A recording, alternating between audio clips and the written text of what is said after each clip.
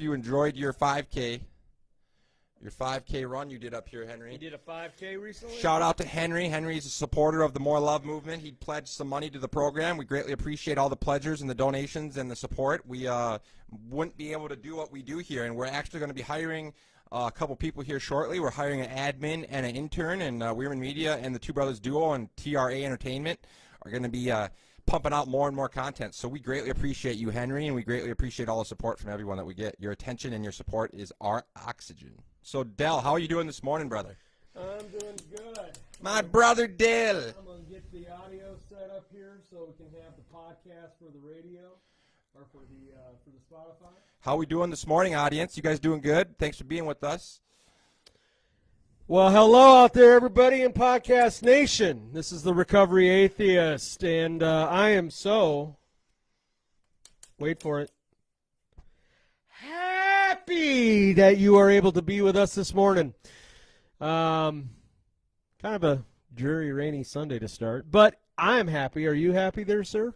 Always, man, especially in here. It's hard not to be happy when you're on a podcast having fun, even though sometimes debates get a little heated and stuff. It's so fun being on a fucking podcast, being able to have open dialogue, talking about life and talking about our experiences and what we see, our perspectives, and just to me, it's as much fun as you could ever possibly have. And making a living doing it, it's just beyond believable. Well, and that's a good point that you made. Is in one of the topics we're going to go into today. Is dealing with communication and dialogue and being able to have respect for each other, even if your views are different, still being able to have love and respect for that individual without having to necessarily agree with everything that their beliefs are. And that can be a hard thing in the world that we live in today. But I think that's huge if you can find that. Well, yeah. Right, it's hard, Del. I agree 100%. It but I just think seems it can that be way. a superpower. Gives you a powerful tool that a lot of people don't have. Well, it just seems in the world today when you look at social media and the left and the right, and it just seems like everybody wants to lash out at each other rather than embrace the differences and find the good in people. They want to right away attack what's wrong, what they think is wrong with that person. Great fucking point, Del, and that kind of comes down to respect, right? The glue. The glue is what holds it all together, because if we just stop looking at colors and we stop looking at eye color, skin color, background, circumstances, whatever, we can start to just look at respect as the glue that holds us together as a community and as a species. And like respect, if I have respect for my fellow brother or my fellow sister or my fellow whoever, my mom, whoever, if I have respect for them, then that's going to lead us to having a lot better chance to get along or to unite or to overcome those social media desires and drive to separate us. Right. And like a situation that happened yesterday between me and my brother here, JR, is we had a little disagreement about a few different things. And the dialogue at first, going back and forth, I mean, it wasn't healthy. It wasn't healthy. We were both having misunderstandings about the situation. I just don't think, I know for me on my end of it, I can't talk about him. But for me, on my end of it, I was not understanding what the conversation was truly about. We had to step aside. We had to sit down. We had to reconnect and go over it and figure out just exactly what was going on so we could have a healthy outcome to it to move forward and be able to continue to bring this beautiful content that we have going out there that we want to do in our lives. So having that healthy dialogue and being able to deal with conflict is a huge thing in our lives, and it's probably something that we need to get better at when it comes across the board in the world that we live in. That is such a great point, Del. That's so much value bringing forward to the audience, because ultimately what we do and why we do it, we want to bring value to people. We want to try and share perspectives, insights, and have dialogues on topics or ideas or solutions or concepts or problems that help bring value forward. So I think that's great value, because ultimately respect to me is what you just talked about leads to listening. I think what you just talked about with me and your situation is a lot of people I don't feel like are ever listening. They're never listening. It's just one way. Boom, boom, boom. They never. Me and Del had something come up. we talked. We had some situations that weren't going well, and then he said, okay, we hit pause. Dell's like, we need to hit pause, and we need to talk about this. And when then he shared his side, I listened, and then I shared mine, he listened. And we listened because we had respect, and we wanted to get through that. Ultimately, if we didn't have respect for each other, and we didn't care about each other, and we would have just said, fuck it, and we would have either thrown hands or whatever, assaulted each other, whatever, however it works out in the streets these days. But ultimately, when you have respect and you care, you then start to listen to the other person. Where when I listen to Dell, I can hear what he feels and how I came off to him, and then I'm like, okay, and then I can try and understand that and show him how I felt, and then through that you can work through it, and it really worked out great. So ultimately, I think the respect leads to listening in a way. Do you know what I'm saying? 'Cause Yeah. I feel like a relationship that doesn't have respect, there's no listening. Right. I agree with you completely, 100% on that. That's huge. The biggest thing about the situation yesterday was missing the big picture.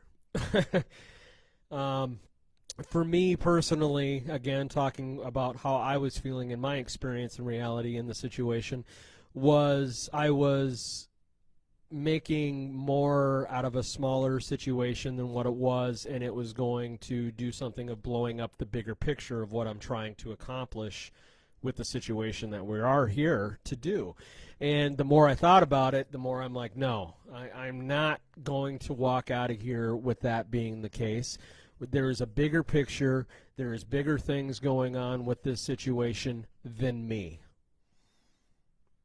So I need to back down off the ego, and I need to realize what it is and find a way to have dialogue with this and be able to move forward so we can continue to do what we love to do and continue to help people and be a part of this world and contribute. That's really cool that you were able to do that, man. That takes a grown, like that to me is the definition of a man, someone that can do that and like step back, hit pause, look at themselves in the mirror, look at the situation and be like, okay, this is what needs to be done, and then do it. And that's exactly what took place.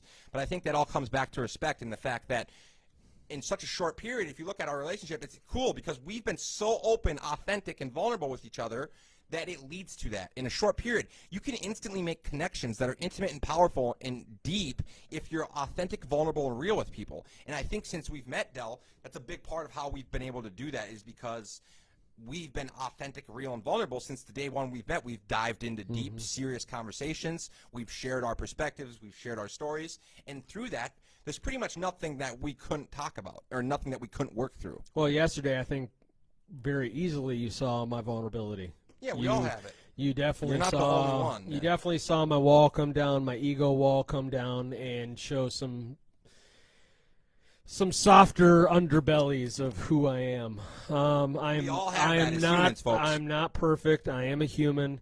I can't always be tough. I can't always put on, the picture of perfection like I would love to do. I am human and I have weaknesses. And yeah, it's like I told you yesterday, it's been a rough week this week. I've had some issues that have been draining mentally this week. And getting through that is only going to make me stronger 100%. and make me tougher and make me be able to learn from it and move forward and become a better person and grow. I think that's 100% true. And I think for me, it's really interesting looking at how we all, like for me, I can relate to that because when I was younger, I used to always want to be that person that came off as like what you just described. But I think as the older In I control. get, the older you get, the more you realize that a real person or a real human is able to lean into their, like now I used to be afraid of telling people I'm a felon. I used to be afraid of telling people I went to jail. Like I used to think, like, especially when I went on dates, like I used to think, oh my God, I can't tell this girl that I'm a felon. Like I've had girls literally get up and say they can't talk to me anymore because I'm an ex-felon. Like, so like I literally used to feel all these different things where I might have to navigate through my history. But now I'm literally at the point now where I'm like, either you love me or you hate me. I'm going to be who I am. It's what I am. I'm imperfect human, and I'm not expecting everyone else to love me, but if I do expect you to accept me. So like if I'm going to share my authentic, vulnerable truths and be real with you, I expect you to at least accept me and be real with me because I'm being real with you. And as humans, we all are imperfect humans expecting others to be perfect. So it doesn't make any sense. I can't expect everyone else to be perfect when I'm imperfect. So that's why I like to, at 28 now, lean into all of that. And that's why I'm more comfortable now sharing it because I'm like, fuck it. Like, if you don't accept me for who I am, like, it's just like you might as well not, like, either love me or hate me. Well, and the thing is, I completely agree with you on that and feel for you that way. I mean, I have my DWI now that I have to deal with, but I have a different angle on that is how am I? It's rough to sit down on a date with someone and say that you've been married and divorced 3 times.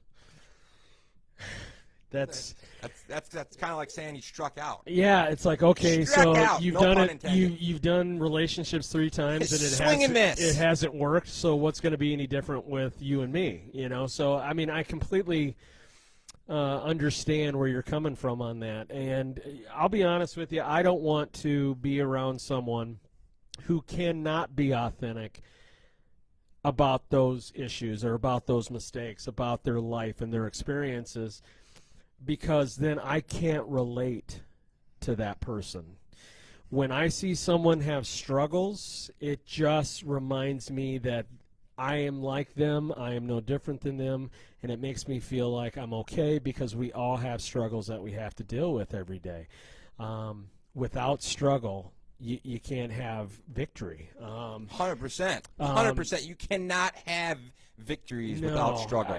So I want to add this quick. Just one of my favorite quotes I ever came up with when I was starting my business. In between winning and losing, there is no dreaming. So to me, that is what you just said. That is, in between winning and losing, you're stuck, you're stagnant, and there's no dreaming. My line that I use, I love that, but like my vision in my head of the way I look at it is, you look at the world that we live in with the weather and everything like that, and the trees and nature, that you can't have nothing but sunny days. If you had nothing but sunny days, everything would die. It would be desert and hot. You've got to have rainy days. You cannot have growth without having rainy days. 100%. So I look at it as like yesterday to me, even though it turned out being, it cleared out later in the day and became a great sunny day. At the beginning, it was kind of rainy for me. It allowed me to grow, because without struggles, without obstacles, then we're going to take everything for granted when we do have things happen for us that are good, because we're just going to feel like it's just handed to us. I work through those struggles. I become stronger from it, and I get a pride from it, of being proud of who I am to fight through that and work through that, and it starts becoming a definition for who I am and gives me a feeling of purpose. I think that's so crucial. It's not even funny what you just talked about, because I feel like a lot of people don't have purpose and fulfillment in life. And I think if you can connect the dots with everything you just said, it's so essential. Having a purpose and fulfillment in life is so big. Just think how many people, if they wish they had purpose in life and they wish they had meaning, like they wake up every day and they feel like they're doing something they hate, and they wish they could do something they enjoy. They wish they could do what makes them feel fulfilled. And for me, I think that is the number one most important thing, is that we start shifting that, because, man, for me, doing something that makes me feel fulfilled and have purpose is number one. That changes everything. The minute I start doing that, it changes my life. And ever since I started doing that, I want to see more people do it. So it's interesting to see how many people aren't doing that, and it's so big. Fulfillment and purpose. Well, you look at like just 6 months ago, back in February, my purpose was to go to the liquor store, try to get money together for a hotel room. If I couldn't, it would be behind a dumpster somewhere crashing. I mean, I had no purpose. Okay, there was nothing to my life that had any purpose. Survival. Survival. Today, it's not about survival. Today, it's about growth. Today, it's about expansion. Today, it's about purpose and getting things in my life that make me happy and give me that joy in my life that, in my opinion, I deserve. 100%. We all deserve fulfillment and purpose. So, completely different mindset from the alcoholic I was to who I am today. Still the alcoholic, but I'm an alcoholic with a mission. I think it's crucial. I think if more people started to do that, I think that's really cool, Del, that you were able to make that shift in such a short period. But I think that there's a correlation there. I think there's people that have gone through struggle and strife. So here's the thing. That's why me and my brother got into this the other day on politics. This is why I'm a fan of less governance, is because for me, I look at a species, I look at us as just a basic species. A lot of us look at us like, oh, we're this grandiose species. I just look at us like an organism. And ultimately, organisms are conditioned through fitness. They're conditioned by being broken down in different environments and then conditioning and building up their fitness through that environment. So as a species, think of what you just talked about. You were built up. Ultimately, if you look at the strongest warrior, they're going to come from the dirtiest pit. Because in order for a warrior to be built up, they have to go through the most. So if you come from the lower circumstances and you sustain through it, you're going to have a lot more character or scars because you had to sustain through more. So that's why I say I'm more of a like lack of governance person, because I think the more life we have and the more conditioning and the more sustainable of a species we become, because you're going to have more people that are born in lower circumstances that have to struggle and strife and survive via conditioning and fitness that then come out on the other end. Right. And you're not going to come out of the womb a warrior. It just doesn't happen. It doesn't happen that way. You have to earn that by doing the work. It's not easy. And it's not. Most people would never sign up for it. If I told you, like I guarantee if Dell told you his story, like I guarantee you if I told you mine, that's why I can relate, because he just told me his and I can relate to him because mine's similar. Mm-hmm. If I told you the path I've taken to gain the perspective I have, and the path I've taken to gain the value I have, and the path I've taken to achieve the things I have as far as statues and doing what I've done, no one, I can promise you, no one would be sleeping in the back of that Subaru like I did. No one would be living out in a tent like I did. No one would be sacrificing for their dreams and happiness like I did. So I'm just saying it's really rare. The most people, if you told them, because I'm telling you, there's times where I didn't have much money, didn't have much food, I was homeless, but I always stayed committed to the goal. My mom and dad, when they say our son, one word, survivor. But that's what I heard. That's why I touched on this. I've always found a way to survive and get through things, even when it was at its bleakest. A lot of people, and I say this, that a lot of people out there, not all, but there's definitely a lot of people out there that if they had gone through probably what I have gone through the 25, 30 years of my addiction, they might not have made it. I'm not saying that to toot my own horn, because there was times that I didn't know if I was going to make it. 100%. I mean, you were on the deathbed. You were in the I was on the one story where you were on road your to deathbed. death. I was on the road to death. You were in the hospital almost. 5 years ago, I was at the Jewish hospital in Louisville with jaundice. I mean, I turned as yellow as a banana as you can. My liver was shutting down. It was in liver failure. I sat in that hospital for 2 days with the doctors telling me they didn't know how to stop it. Scary. So I sat there for 2 days wondering, pretty much contemplating death. And it's interesting. I got out of there. They got me back up on my feet. 3 weeks later, I'm back to drinking again. So here's what I'm saying, Odell. Horrible. So I see that, but that's what I'm telling you. That's why I lean into this, because I think there's a lot of value to bring from this. Yep. When you mentioned your story, I felt like that's why I wanted to lean into this, because to me, when I see someone like you and I hear you talk, I can relate to that on that regard, because I see. That's why it helps for me with respect and, like you said, relate to others, because when you see someone that's been through something, like me and my brother talked about this, and obviously me and him have a real interesting chemistry, but he kind of contradicts it and I contradict it. But you're brothers. You have to be able to relate, is what I'm saying. Yeah. It helps so much for respect, and to be able to respect each other. I think there's a correlation between being able to relate, and for me, that correlates back to all this suffering and pain and suffering. Obviously, my brother was right when he said it on the show that we all as humans have pain and suffering, but let's face it, there's people that have never been through a wet paper bag of a fist fight. I agree. There's people, especially in America, that are 21-year-old college students that think they know everything, that have never had to be in jail, that they've never really been on the streets. And they're going to go out and just change the world. And they have a 4-year bachelor's degree now, and they're like an expert.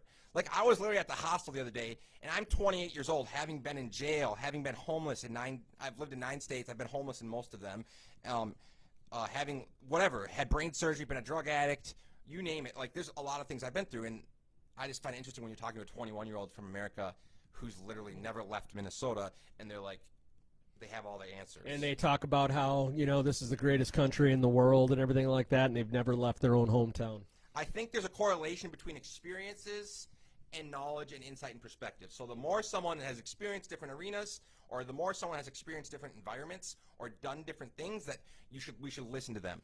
Like, I think that would be cool. Just think about that maybe in the future, like your video game you had. What if there was a thing that measured that, like, and then they got more time to speak, and then the other people had to listen. Right. And the thing is like, how old are you again? 28? I'm 29 in a couple weeks. Right. So, September 13th. Soon you'll be 29. Wow, you're getting close to that 30 age. I remember when I was that young. Anyway, so I have more respect for you at 28, 29 because of your experience and what you've been through than some people that are out there who are 28, 29, and they just 100%. They don't have that experience. Now, I'm not saying that those people are bad. No. I'm not saying that I don't have respect for them, but I am not going to take a lot of advice and a lot of direction from someone in that situation. I won't.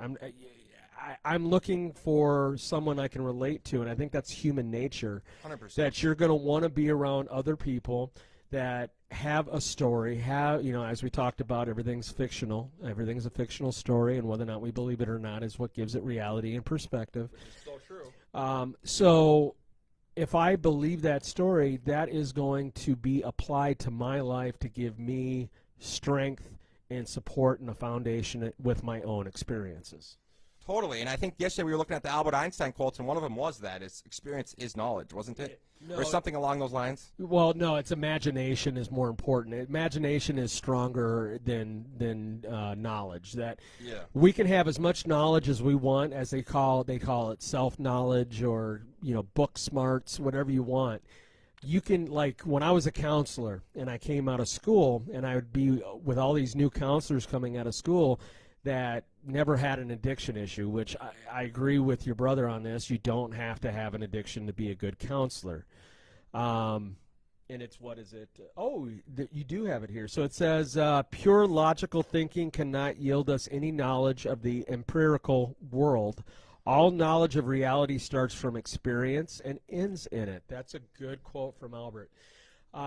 But they would come out of school with all this book smarts and think they know everything about it. I knew I had an upside, over them because I had already had the experiences. I didn't just have the book smarts. I had lived in it. So when I sat and I dealt with my clients. Exactly. When you know that, that's almost what I said. I had a when connection you know with that, them. you knew that. It's a powerful feeling, Del, right? So there are counselors that can do well without an addiction. Usually they have a father or a mother, brother, sister, boyfriend, husband who had an addiction, so they've been around it, and they play good roles in certain areas. But when you want to get with a client and really get down and nitty-gritty a conversation with them in a one-on-one about what it's like to be an addict, trust me, they have a relation to a counselor who has been there and have been in the trenches with them. I'm one of them. I've been there. I can relate 100%. So that's why a lot of the clients I had loved me that way, is because we could have a conversation and I could be able to talk their lingo with it because I've lived it. And understand where they're coming from in that situation, why they made some of the choices they made, and be able to direct them and be like, okay, so let's look for a different way of doing it. We've tried it the other way. I tried it the other way. It didn't work. I had to go in a different direction. Let's see what we can do for you and what you're willing to do to go in that different direction. I think what you're talking about is empathy. I think that's empathy is a big part of respect, because ultimately what you're talking about is respect. And if we talk about respect, it's hard to have respect without empathy. It's hard to have empathy without being relatable.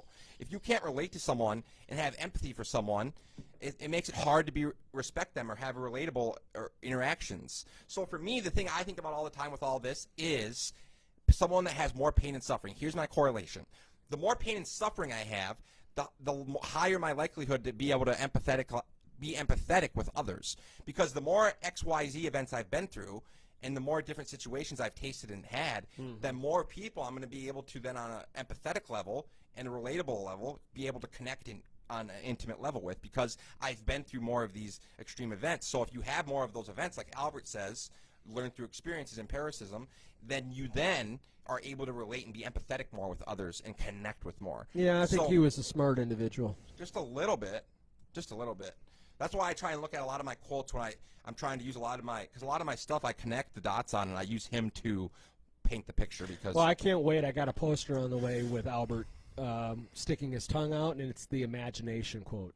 He is my favorite. I'm not going to lie. If you ever want to read the best quotes of all time, just read Albert Einstein's quotes. Very enlightening. Some of the profound. He covers everything. Will wake you up to certain things you never even thought of.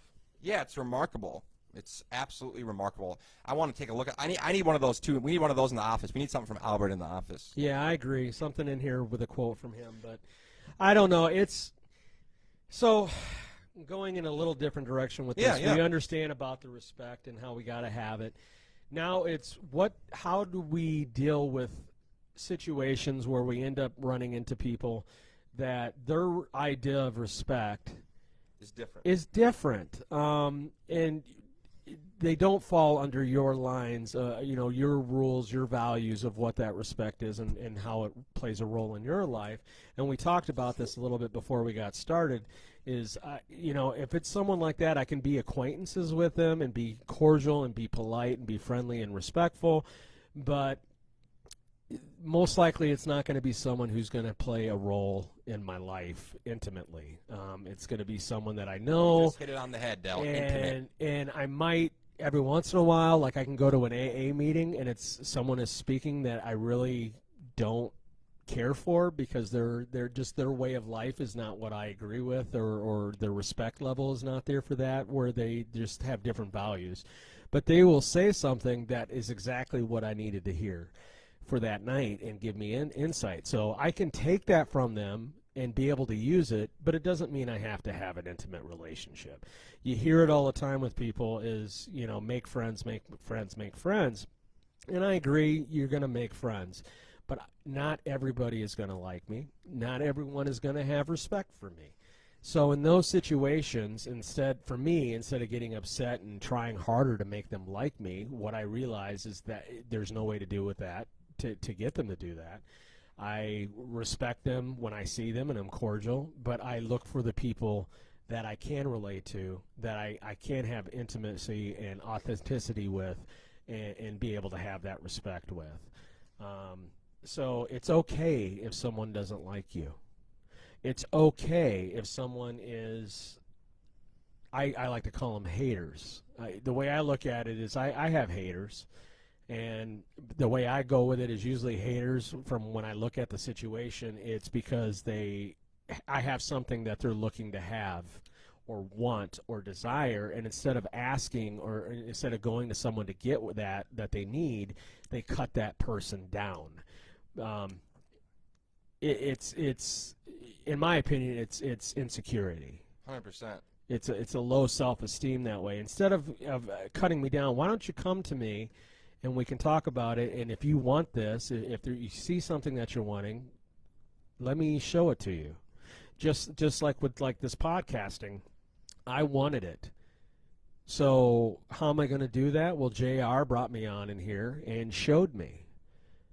I could have easily been a hater and been like, yeah, he's my competitor, he's my, blah, blah, blah, blah, blah. No, that's not how we're going to make it in life. If we're going to completely all the time be competing with people, we need to learn to be able to work with people, feed off of each other. That's big for me. I feed off the energy JR has. I feed off the energy Isaac has. I feed off the energy that this studio and what we're doing here does for me. So don't let other people who have opinions about you or they're disrespectful to you be the bigger person in that, and just look at where it's coming from and realize it has nothing to do with you. It is about their insecurities and their issues that they're dealing with. So there's a few different things you just touched on that are really valuable, that I think that are really crucial.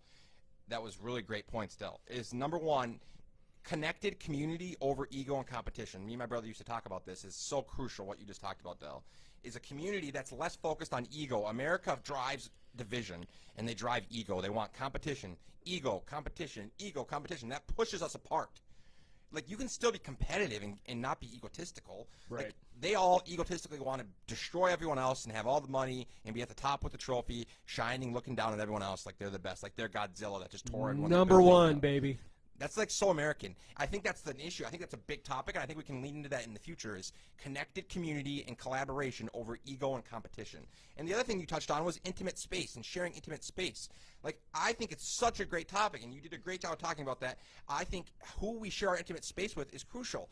I choose to be intimate with everyone a little bit on the surface, at scale. So what I do is I am vulnerable and authentic a little bit with everyone. And then the people at scale or on social media are the people that are positive and like it and give positive feedback and want to connect and move forward and connect. I'll maybe give more of my time to. But ultimately, the people I decide to go deep with on like really deep with on intimacy is very few. It's hard to find. But ultimately, I am willing to go a little bit with everyone, and if someone shows a willingness to maybe show some back, I will then continue to feed that and be more intimate with them. But I do agree with you in that the fact is I don't share very intimate spaces with just anyone. But I am willing to share a little bit of intimacy on the front end to show that I'm willing to be vulnerable. And I think that's a really cool topic that you touched on. You touched on that. And you also touched on listening. I think one of the things you touched on when you started talking was a little bit more listening than talking. For me, the first 25 years of my life, maybe 27 years of my life, I pretty much listened more than I talked. I had mentors. I had people that gave me direction and guidance. And then just now when I decided to start the podcast, I was like, I need to start using my voice because I realized I had a voice. So I think that's interesting. And I think that those are amazing points. Listening, talking, intimacy, and connected collaboration via community over ego and competition. Well, one of the things I learned was about the intimacy wheel, the circle. And it's a circle that you have to where it's 3 rings. You've got an inside. It's almost like a bullseye, okay? And the bullseye is your intimate friends, your family, who you're it's like intimate. The money spot. That's the most intimate. You're only going to have a few of those. Yep. You're not going to have 30 of them, okay? Those are the ones that know you intimately. Those are the ones that are going to know your secrets, your vulnerability. The next circle out is your friends, your maybe 10 to 20 of friends that you hang out with, you do things, but are not so intimate with. You relate to each other and have different likes and dislikes together and spend time, go to movies, games, whatever. And then outside of that is your acquaintances, your coworkers. What I am finding is with this wheel, and it kind of looks like that right here. You want to show it to them. With that wheel, what you're getting out of it is the idea that people are moving in and out of those rings at all times. I've had friends that were intimate that now are just friends. They've gotten married, moved on. I maybe talk to them once every couple months. I've got ones where something's happened and we had an out, and now they're just an acquaintance. I see them, I'm cordial to them. And then I've had other ones, like coworkers that ended up being friends. Next thing you know, they're intimate. Like when I met JR, he was an acquaintance that I knew of Isaac's. Yes, sir. Okay. Now, came here, started working, he moved into the friend zone. Well, yeah, we were talking every day, having dialogue. Okay, and now I'm at the point, which yesterday it proved to me with the emotions I was having, is he's in that intimate zone. Does he know me very well? No. Do I know him very well? No. But I have respect for him and a feeling of admiration for him, which puts him into that intimate zone. So he has gone from the acquaintance ring all the way into the intimate spot to where I care about him as a brother. So this changes all the time, and it's okay to only have a few people inside that inner circle. There's nothing wrong with that. You don't need to have 100 friends in that intimate circle to feel that you have joy or Dude, purpose. Fucking great topic, Dale. I love where this is going because this is fucking killer content. Because ultimately now I'm going to lead into stuff we've talked about before. Is what you're talking about is the ability to make people, to open up to people coming in that zone. Right. And then also auditing the people you have in that zone. It's because we've talked about this before. Me and Dell were talking about a couple episodes ago, more than a couple maybe, we were talking about auditing our trust and auditing our why we put our trust where we put it, and why we trust religion, why we trust the government, why we trust media. So we need to look at this. This is a great topic. This is so cool, Dell. Why are we not taking more people in, and why are we not being more vulnerable and authentic and opening up? And then also looking at why we don't have, so why there's less people in our circle and why there's more. Because to me, Del, what you just talked about is a really big topic. A lot of Americans, I feel like, are never opening up. They're not being vulnerable. A lot of us are never vulnerable. Whether that's just an opinion, obviously. But ultimately, I think if we had more people that were willing to open up and be authentic, vulnerable, and real, you would start to see more natural connections through our community. Because if we're all vulnerable and real and authentic, you start to see a lot more natural, organic relationships being built. Right. So I think it's interesting that you talk about this and bring this up because if you think about it, like for me, that's super interesting because now I'm sitting here thinking like, oh man, I wonder why I don't have, should I, like, just auditing my relationships and looking at who I'm trusting, who I'm giving my time, who I'm giving my energy to, who I'm giving my attention to, what I'm giving my trust to. Like, what am I trusting? Why am I trusting it? Why am I trusting him? Why am I trusting her? Why am I trusting the Trump? Why am I trusting the media? Like, everything. Just ask. I think that's a really cool topic. Well, and it's very important. So important. It's very important that we do that, that we're auditing our relationships that we have. We can't just accept it and then run with it and not look at for me, I have to audit the situation. Is this relationship I have with JR, is it something that is productive? Does it produce results? Does it have a positive feeling to it? Is there purpose in it? Do I feel respected? Do I feel accepted in the situation, even if we have differences? Do I feel like our dialogue is one of strength and hope? And construction. And, yeah, constructive. Right. If it is, then those people are going to be someone I'm going to have in my life. But the honest truth is, I mean, I live in a sober living home, and you have guys that come in and out of there constantly. Constant. And there's some guys that come in there that the honest truth is I'll be respectful and their acquaintances. I totally know where you're going. And I will be friendly to them and everything, but I'm not going to spend a lot of time developing a relationship with them because 100%. What they're representing or what they're showing to me, they're not putting effort in. There's people is that something that's not going to be beneficial for me in the long run. which is a really tough spot to be in. 'Cause I hate it, but it's the truth. I can relate to you though, Del, because that's a tough spot. Because you're in a really tough spot, though. Let's face it. I mean, you're talking about an environment that, yeah, that's the reality of your situation, but that's the spot you're in. But yeah, ultimately, I've lived in sober houses, ladies and gentlemen, and he is right and he is correct when he says this. The majority of the time, when I've lived in 3 now, I would not, 90% of the time, I was outside of the house doing my own thing because I realized I wanted to build relationships with other people that were more constructive. I didn't want to be around, like the people, they were great, don't get me wrong, but they weren't doing, most of them were just like cruising by life, comfort, and like they weren't having real conversations. Like I'd go home and they'd be talking about the phone number Kim from Kardashian episodes. or the phone number from the girl they got at the bus stop. Kim Kardashian episodes, yeah, or the phone number that they got from a girl at the bus stop, and they're in. None of it is about, well, what are you doing to expand your life and to move forward and to challenge yourself? And for me, I can really relate because I have always been someone that's similar to that. You're somewhat of an intellect, Del, and I've always been somewhat like that myself, where I'd rather go out and do something that's fulfilling and like makes me feel purpose. I like my brain stimulated. As opposed, yeah, me too.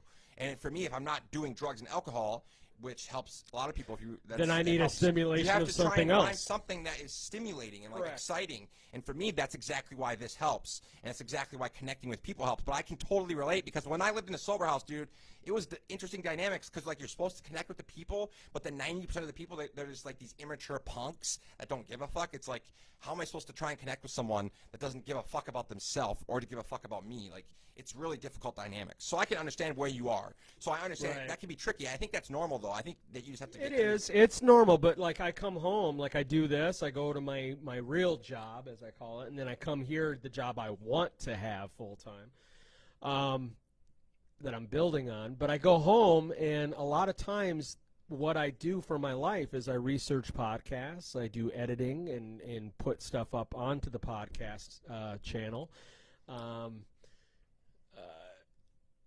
Do my own little self-care. I'm an only child, so I'm real used to being on my own. I don't like being around people all the time. That's just part of my personality. So when I get home, a lot of times I end up going to my room. That's my workshop. That's where I do everything. What am I supposed to do?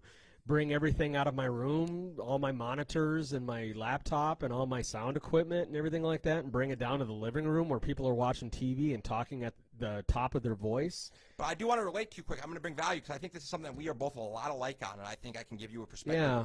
I have also most of my life been a loner most of my life. Yeah. I'm like a lone wolf. So in that, it's a beautiful thing, but it's also just as ugly because sometimes it's hard for me to connect with other people. Right. But I'm also great at connecting with people.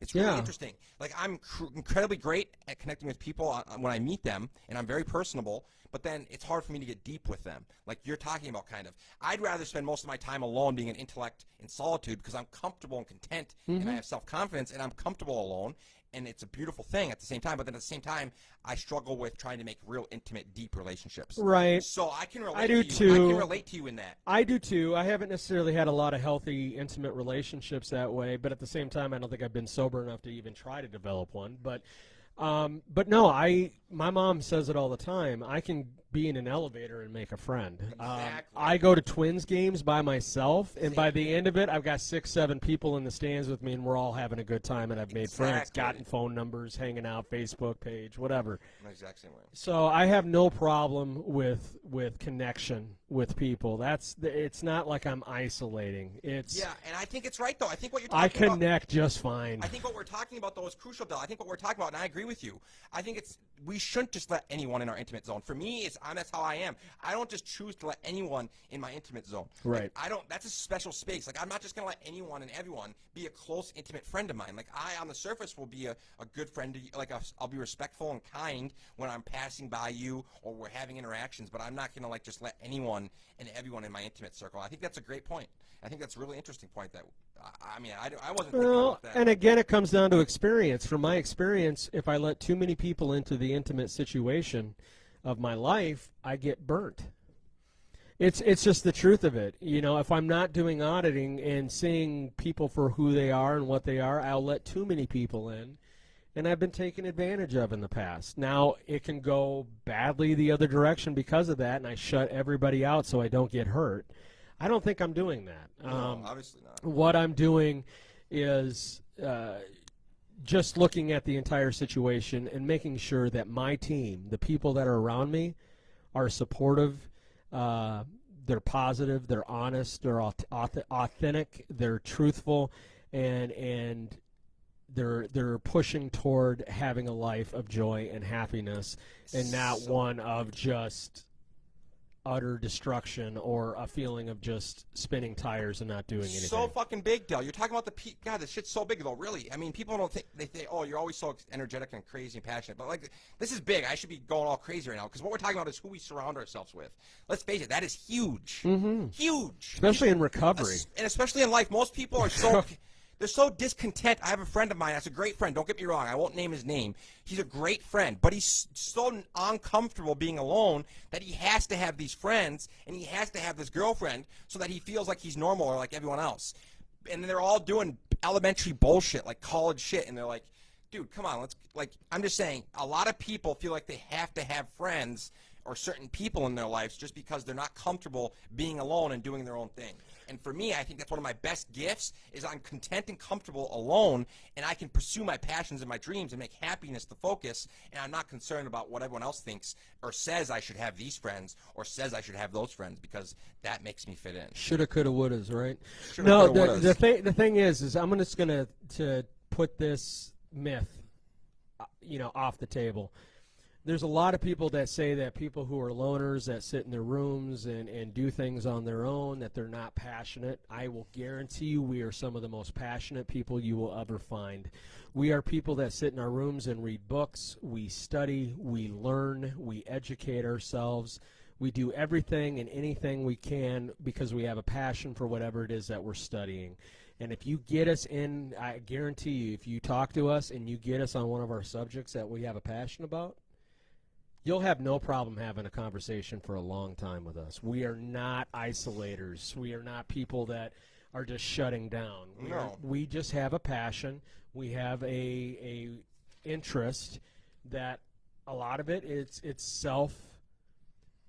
What do they call it? Self-awareness. It's being self-aware, being self-educated, and a lot of the stuff I do is to educate myself on things that I'm passionate about, and I do it better by myself in that situation. But that's what's so cool for me about the podcast now is with everything that, because now I'm at this point in my life, Del, where I'm like, oh man, this shit's really fucking dope. Because guess what? I'm connected with more people than ever before, and that's why I love the hostel too, because I'm able to disconnect and I'm able to do my thing, and then I can go have a little bit of community at the hostel. Mm-hmm. So for me, it works great because now I can.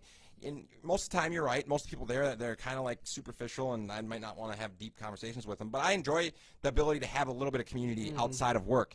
Because, like, as you see, like, I work a lot, and I'm by myself a lot. But ultimately, the podcast is the number one thing I would say right now.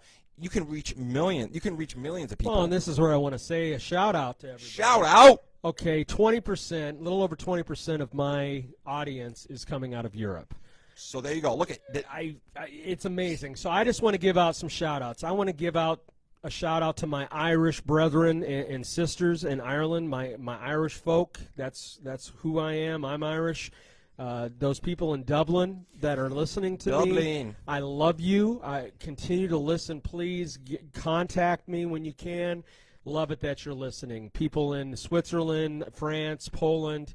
Eventually, I want to see me in the UK, talking to some of my Brits, some of those friendly people there, and getting to know more about their culture. So fun. I reach out to people now in Europe and other places beyond what I can just do in Duluth. I love Duluth, but so now cool, I'm getting to reach out to even a different horizon. So this is really cool because we're on a show, and I can now I didn't realize that we were so much alike, but we are a lot alike now after this dialogue, and I realized for me, I can really relate to you on this because for me, this is why it's been so big to have this, is because I'm now able to connect to so many more people, and on social media, it really helps because, like, not only am I connecting with people, not only throughout the hostel and throughout my life, but man, when I start reaching people, like you're saying, like, you start to feel like, wow, I can connect. You can connect with people. I've been heard in Dublin, man. That's that's my home country, and I can sit here and say that people in Dublin who are true Irishmen and women have listened to my show. So what's really interesting, it's never been easier to connect with people, but it's never awesome. It's never been harder because there's so much bullshit and garbage in the air. Yes. But I think it's really fucking cool, and for me, that's a big part of why I love doing this, and it's a big part of why I feel like I'm in the best spot I've ever been in, is because I'm able to now connect with people more easier than ever before. Like, I can turn on my podcast and I feel like I'm making a connection with others, and I'm being vulnerable, authentic, and real. And I feel like it's kind of therapeutic. It's not only therapeutic, but it's fulfilling, and it's enjoyable, and it's exciting, and it's fun. So if you can find something that you find happiness in, you find excitement from, you find fulfillment from, and you find passion doing, like, for me, this is exactly what I want to spend the rest of my life doing. And I would love that. It's just not even funny. It's not even close. Like, period. There's nowhere around it. So, like, if I find something that brings me that feeling and that joy and that fulfillment and that happiness, I am profoundly pushed to share it with others. So that's why we share stuff. That's why I do what I do, is we want to help other people succeed, and we want to help other people start pursuing their passions for profit, and doing so in a systematic, strategic way, and that's what we do here at Wierman Media. Well, I just want to say thank you, everyone, for watching, listening. Shout out to all my friends out there and all my supporters. Here soon, I'm going to have some swag. I'm going to have baby, some dope shirts. swag. I'm going to have some shirts available if you're interested Sick hats, in. too. Yeah, the hats, definitely. I ordered one for right now, and I'm going to be wearing it on the show here, so you'll be able to see it. If you want one, let me know, and we'll get it taken care of. But I want to thank everybody. Please subscribe at my YouTube channel, The Recovery Atheist. I'm on Twitter and Instagram. Facebook, Del Bacon, The Recovery Atheist, and you can get me at therecoveryatheist@gmail.com. You want to take me on the go? I'm on Spotify and many other platforms. Take it away, JR. All right, folks, ladies and gentlemen, I greatly once again appreciate your attention. Your attention is our oxygen here at Wierman Media. And once again, when hate is loud, love needs to be louder. Wear more Love Nations clothing as a reminder. When hate is loud, love needs to be louder. Thank you. Peace.